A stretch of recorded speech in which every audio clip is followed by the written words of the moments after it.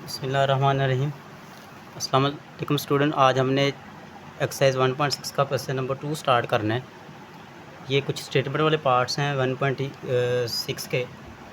इसमें से दो मेथड हमने इस्तेमाल किए थे। पहले 1.6 में एक क्रैमर रूल किया था और दूसरा हमने मैट्रिक्स इन्वर्जन मेथड किया था। अब इसका अगर तो आपको कंडीशन देगा कि आपने इन्वर्जन मेथड से करना है या मैट्रिक्स क्रैमर रूल से करना है, तो वो कंडीशन के हिसाब से करना होगा। वरना आपको अगर ये स्टेटमेंट दे दी जाए और ये कहा जाए कि आप इसे सॉल्व करें, फिर आपकी मर्ज़ी है कि आप जिस मर्ज़ी मेथड से इसे सॉल्व कर सकते हैं। अच्छा, पहला इसके statement the length of a rectangle 4 time of its width, the parameter of rectangle is 150 centimetre, find the dimension of rectangle. सबसे पहले हम बात करते हैं कि हमारे पास पैरामीटर क्या होता है। जो हमारे पास गोल शेप होती है, जैसा कि हमारे पास क्रिकेट ग्राउंड होता है, उसकी जो बाउंड्री होती है उससे बोला जाता है सर्कमफेरेंस। लेकिन जो रेक्टेंगल होती है उसकी बाउंड्री मेजर करने को हम बोलते हैं पैरामीटर। इसे पैरामीटर बोला जाता है, इसके बाउंड्री मेजर करने को। और बाउंड्री मेजर करने को पैरामीटर बोलेंगे तो इसका हमारे पास फॉर्मूला होता है 2 into length plus width. Formula इसका होता है 2 इंटू लेंथ प्लस विड्थ।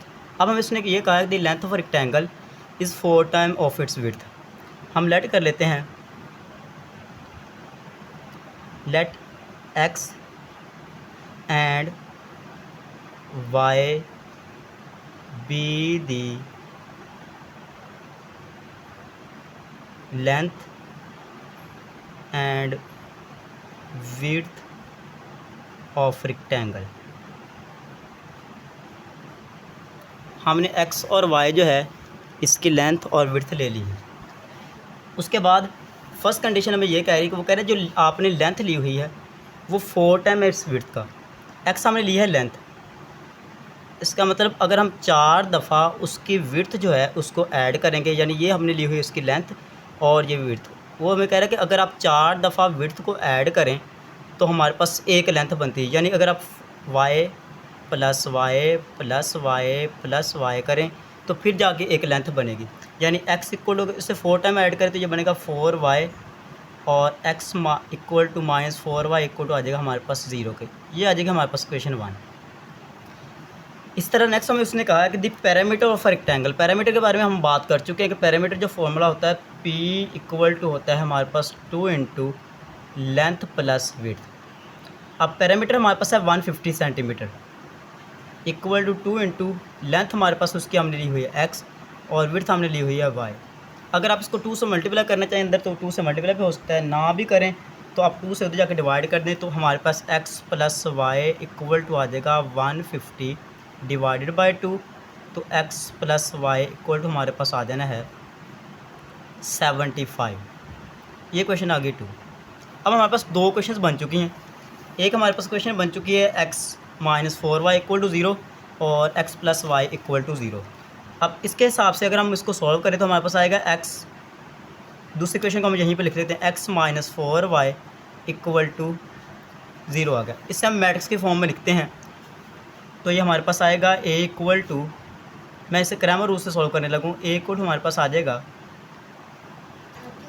1 1 1 और -4। उसके बाद हमने ax लिखना है।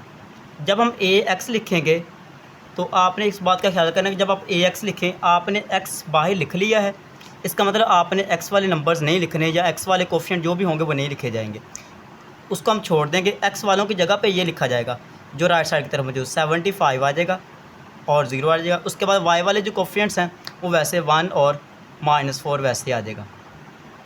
इसी तरह हम यहाँ पे यूज़ कर लेते हैं, हमारे पास ay आ जाएगा।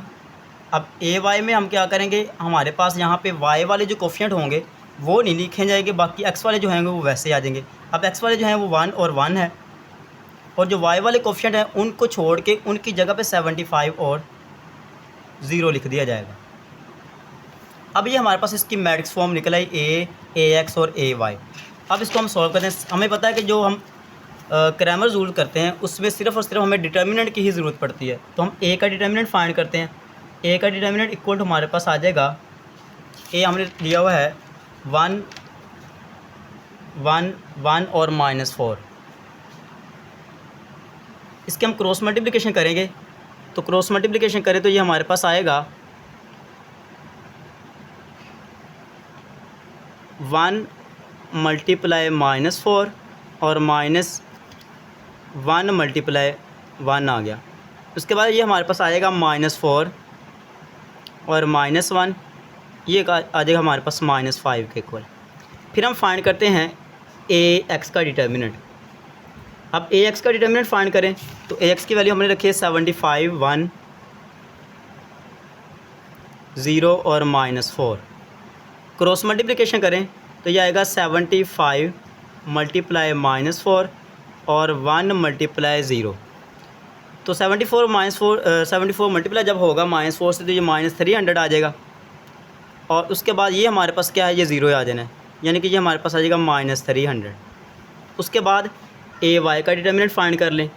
ए वाई का डिटर्मिनेंट हमारे पास आएगा 1, 1, 75 और 0 आ जाएगा।